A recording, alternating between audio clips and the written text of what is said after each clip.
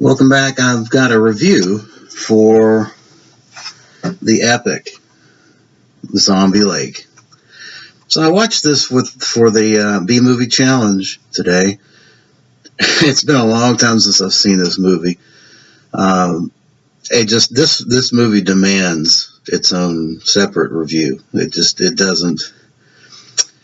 just won't stay in a review mingled with other films. It's just got to have its own review. That's how much I think of this film. This is a masterpiece created by Eurocine, which is a company affiliated with Jess Franco. And Jess Franco wrote the screenplay, and he was set to direct it back in, I guess, 79. The movie came out in 80, 81. And at the last minute, he abruptly did an about-face and said, I'm not doing this film. And it's well known, pretty well documented if you know anything about Franco or watched his interviews, that he absolutely detests zombie movies. He thinks it's ridiculous, stupid shit. So it doesn't surprise me that it surprises me that he wrote the screenplay for this.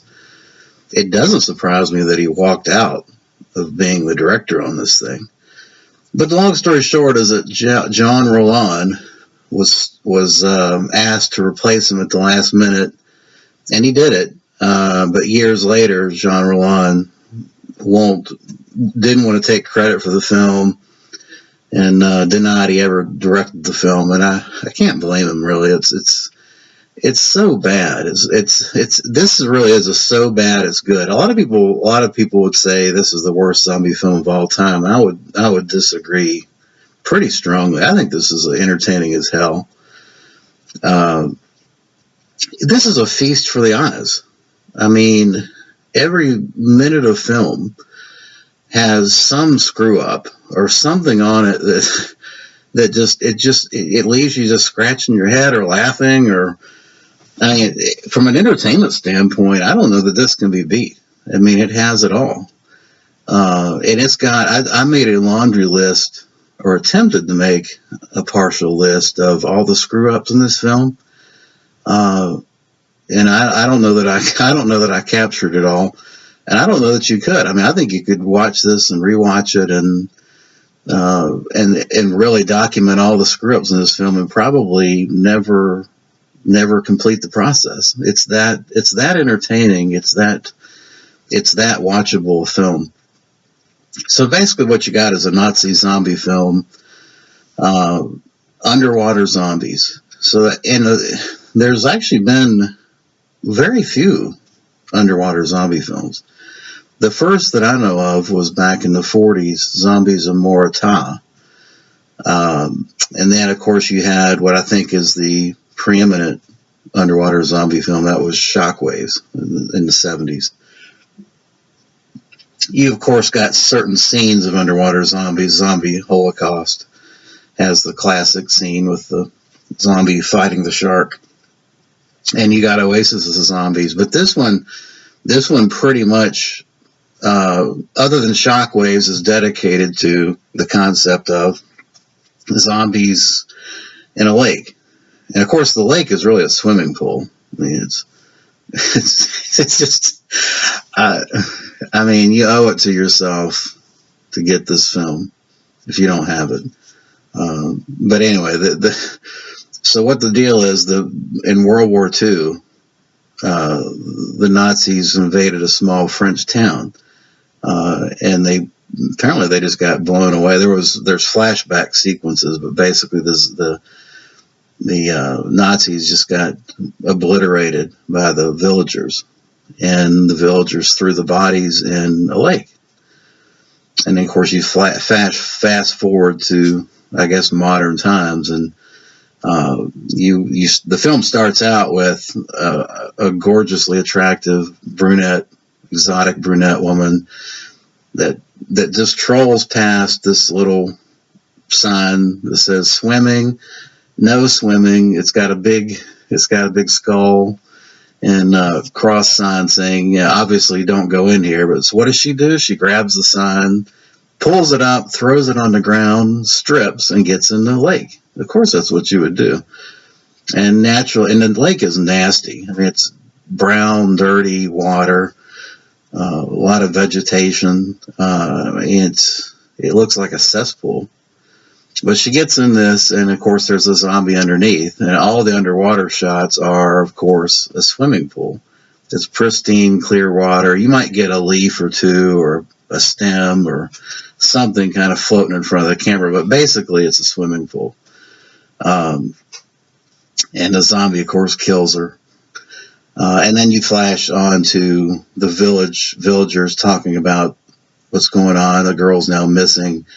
And we have our little buddy in a lot of these Euro horror films, Howard Vernon, the Google-eyed Howard Vernon, playing the mayor. And he's looking particularly uncomfortable with the proceedings here. But I think he kind of sleepwalks through this film, which I can't understand that. Why would you not take this material seriously? But he looks sufficiently Google-eyed to be entertaining anyway. So then you got a couple other key scenes. You've got a volleyball team. So they've lost this girl out of the village. They make no attempt to keep other people from the lake, right?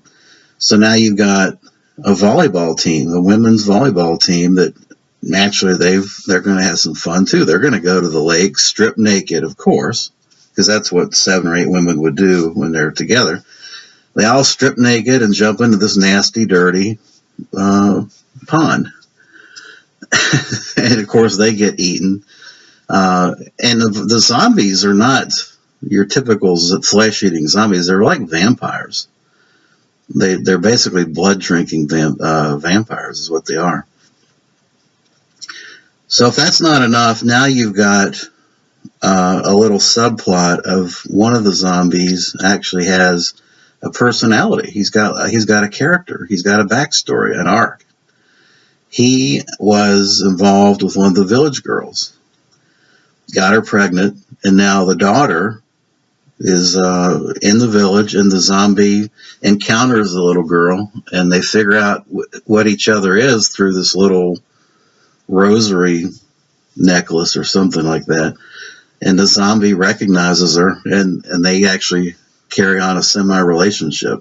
It's ridiculous. But it is interesting that the idea of having a zombie that it can actually have feelings and recognize people. So that's what happens. And any other, just scene after scene of this is just classic camp cheese ridiculousness. I mean, it's, you definitely, I didn't find it boring at all. I just found it humorous and entertaining.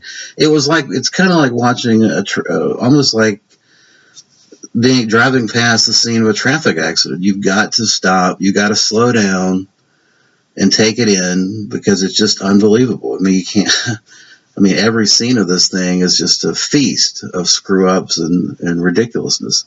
There's not a zombie in this that's properly makeup. I mean, whether it's the neck, the hands, or just the face in general, you can see it. Basically, they took green face paint, and there's all of them, all their body parts you can see their normal skin through the face paint. I mean, there's no real makeup on these zombies other than the face paint. The few attempts that they did to have makeup on the zombies don't look too bad, but it gets completely ruined because you can see like their neck looks normal, or the whole outline of their face looks normal, or their hands are all splotchy from where the grease paint wasn't applied correctly, consistent all over their body. It's oh my gosh. I could go on and on about this. I would highly recommend that you pick up this Redemption release. This is the print on this thing is pristine. It looks gorgeous.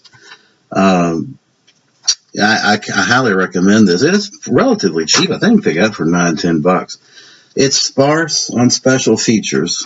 There's an alternate American title credit sequence, and then there's a couple of alternate dumbed down, non-nude scenes that were shot, I guess, for TV. So The scene of the volleyball girls and the first scene with the woman naked was also shot with their clothes on. So that they've got this on as an added special feature.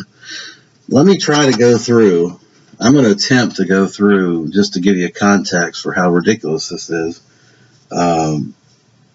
The level of screw ups on this thing. I mean, I had to write it down because it's just too much to take in. First off, when the zombies come out of the lake, the instant they're out of the lake, they're completely dry. I mean, that's never the first thing. The water lilies on the first opening scene, you've got water lilies. One scene they're there, one scene they're not. You've got zombies where they grab a woman and her shoe falls off, and the next scene the shoe's back on. You've got zombies that when they were thrown into the lake, some had boots, some didn't, and they reverse it every single time. The scenes just screw up after screw up on this thing. It's unbelievable. The girl that was funny because the girl volleyball team, when they're attacked by the zombies, it's obvious they're standing in knee deep water. I mean, one scene they're clearly in a pool. You can see a pool lights from up above. You can even see a pool sign in certain scenes. You can see the walls of the pool. I mean, it's unbelievable. The end scene. So the end scene, they've got the villagers get together with these flamethrowers, and for some reason, the zombies had just decided that we're going to have a little party in this farmhouse, in this barn, and they've got this bucket, and they're drinking out of this little china cup and passing around between the zombies this little china cup of, I guess it's moonshine or something. I mean, I don't know if it's just water, but they were just having a good old time. And of course, they're all huddled there together when the flamethrowers burn them up. Unbelievable. Unbelievable. I think that,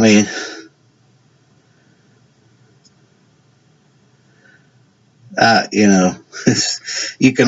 There was another scene I was thinking about where so they had a flashback where the villagers shoot up the Nazis, and one scene that one of the Nazis gets shot in the eye. He does this, and he leans back against a tree, and you can see the tubing where they're shooting the blood through it.